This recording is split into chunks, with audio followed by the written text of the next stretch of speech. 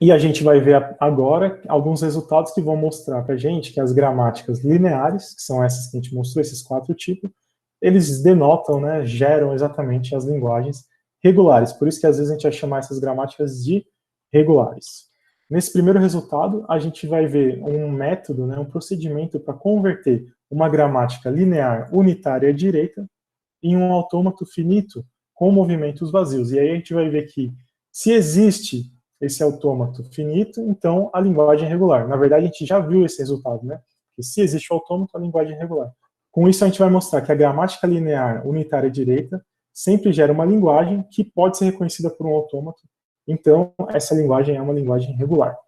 Aqui está o nosso teorema, que se L é uma linguagem gerada por uma gramática linear, qualquer um daqueles 4 tipos lá, então L é uma linguagem regular. A gente vai provar isso fazendo essa conversão que eu acabei de contar. Então a ideia da prova é mostrar, através de um autômato finito que reconhece a linguagem daquela gramática.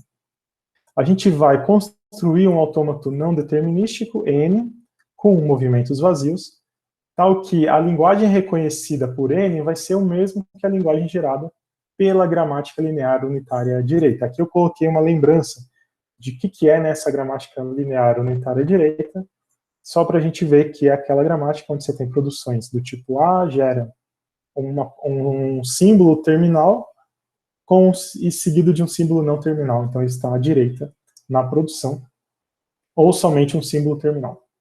A gente tem um procedimento para fazer essa construção do autômato não determinístico.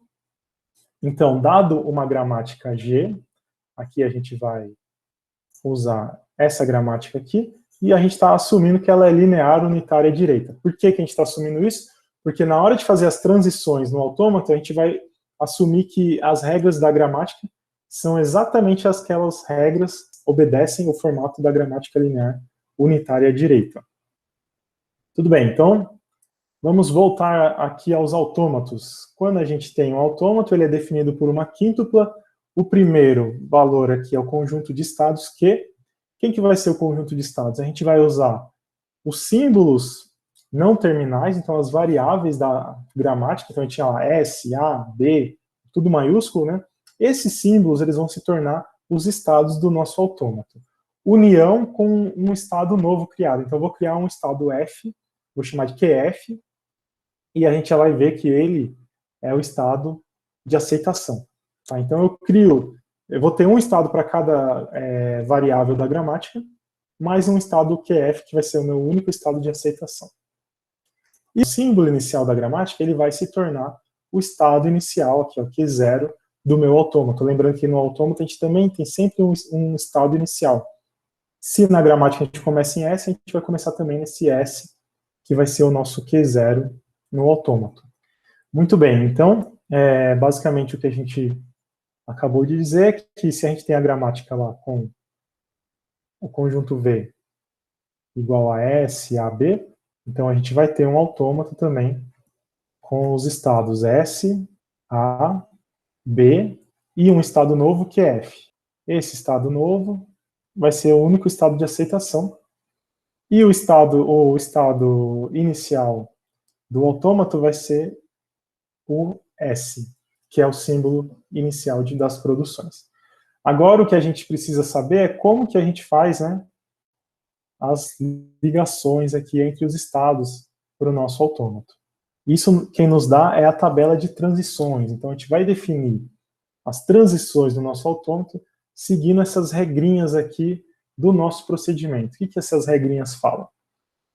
Para toda produção na sua gramática G do tipo A produz a palavra vazia, você vai partir do estado que foi representado pelo aquele símbolo A e vai fazer uma transição com movimento vazio para o estado que é F. Tá? Então aqui a gente poderia ter escrito com notação de conjuntos também. Então vai ter essa transição aqui. Ó. Se a gente colocar essa figura aqui, a gente vai ver que se acontecer de ter o símbolo, de ter a regra, né? B gera a palavra vazia. Então a gente vai fazer essa ligação aqui. Ó. Delta de B, ao processar a palavra vazia, vai para o estado final. Segunda regra que a gente tem. A segunda regra diz que se a gente está com o símbolo A, a gente pode substituir pelo símbolo terminal W, que é um símbolo do alfabeto. Nesse caso, se a gente vai ter um autômato saindo desse símbolo, do estado que representa o símbolo, melhor dizendo, com uma transição com o caractere W, indo também para o estado final. Essa transição aqui, suponha que a gente tem lá na gramática A, produz o caractere C. Então aqui a gente teria essa ligação, A indo para o estado final com C. A ideia é que, na gramática, lembra, quando a gente vai gerando a palavra, quando a gente chega num símbolo terminal, a gente está finalizando aquela parte da produção, não tem mais para onde derivar. Então é como se a gente estivesse parando, simulando que a gente chegou num estado de aceitação. Tá? Porque a ideia, eu talvez não tenha comentado, né, mas a ideia é simular as derivações da gramática no autômato. Mais uma regra que a gente tem aqui.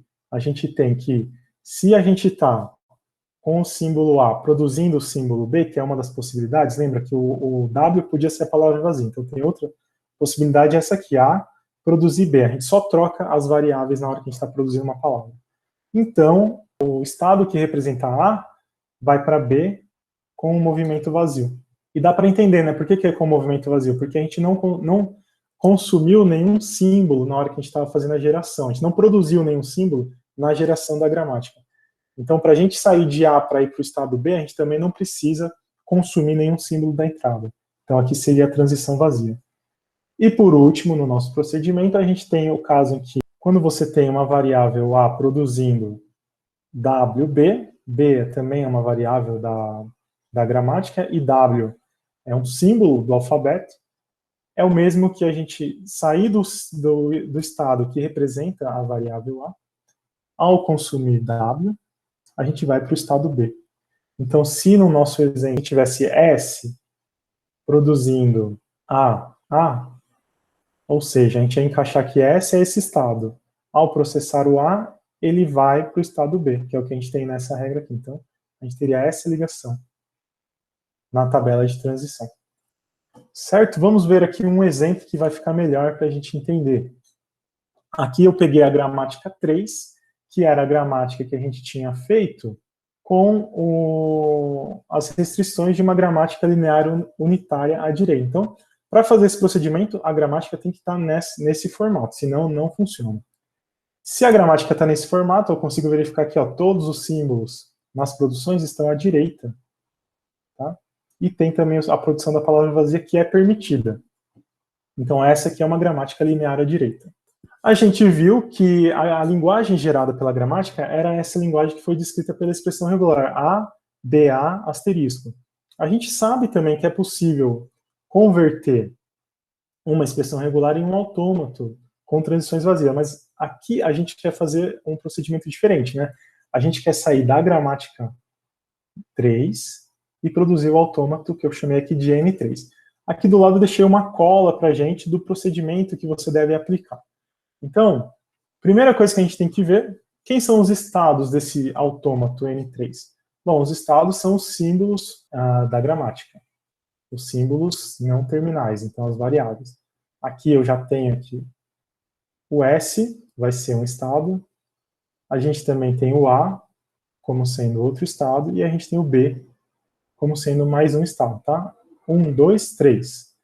E a gente tem a união, então, V, união com o estado final, que eu vou criar, chamar de QF. Esse estado final, a gente já falou, ele vai ser estado de aceitação. Legal, então acabei de criar os estados. O que eu também sei? Eu sei que no autômato, aqui, o quarto parâmetro do autômato fala para mim quem é o estado inicial. Muita gente na prova esqueceu de colocar o estado inicial na hora de descrever o autômato, tá? Mas eu considerei quando tinha o desenho, porque estava claro que ali era o estado inicial. Então, o estado inicial é a variável S, o estado que representa a variável S. Legal, esse aqui é o estado inicial. E agora eu vou tentar aplicar a essas regras, esses formatos que a gente viu do procedimento. Então, para a primeira regra, a gente tem S gerando A, que é um símbolo terminal, e uma variável A. Essa regra se encaixa onde? Se encaixa nessa daqui de baixo. Então, é o símbolo S, e processando A e indo para A. Então, aqui o que eu faço? S, ao processar o símbolo A, terminal, eu vou para a variável A, para o estado que representa a variável A. Legal. Próxima produção, essa daqui. A, ao processar o B, vai para o símbolo, para o estado que representa o símbolo B. Também é o mesmo formato, né? Então eu vou usar essa regra aqui. Se eu estou no A, eu devo ir para o B quando eu processo o símbolo B terminal. Então, não confundam o nome desses, os símbolos maiúsculos, sempre lembrar, são variáveis, e os símbolos minúsculos são terminais, ou seja, fazem parte das palavras da linguagem gerada.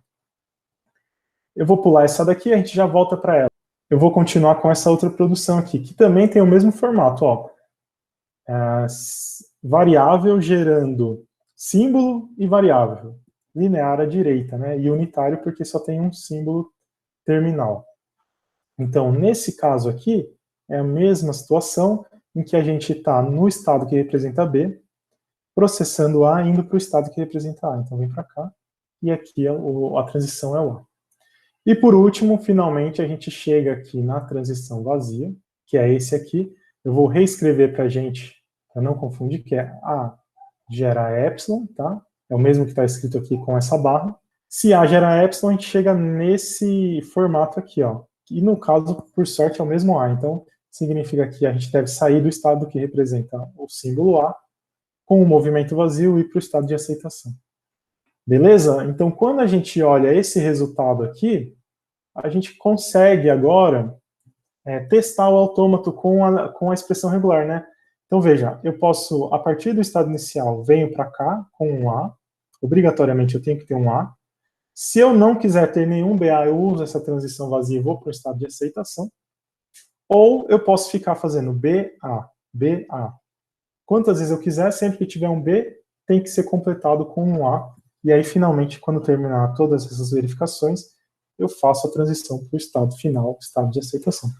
Tá? Então, nesse exemplo, a gente consegue ver claramente que o autômato produzido por esse procedimento ele reconhece a expressão regular A, BA, então ele reconhece a mesma linguagem que foi gerada pela gramática 3.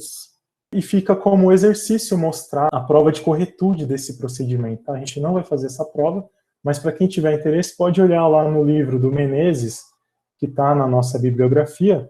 Na seção 2.6 ele mostra que se a gramática gera uma palavra, a partir aplicado esse procedimento em cima da gramática linear, unitária e direita, com certeza o autômato produzido reconhece também essa palavra. Tá? Então ele vai provar isso para você lá no livro.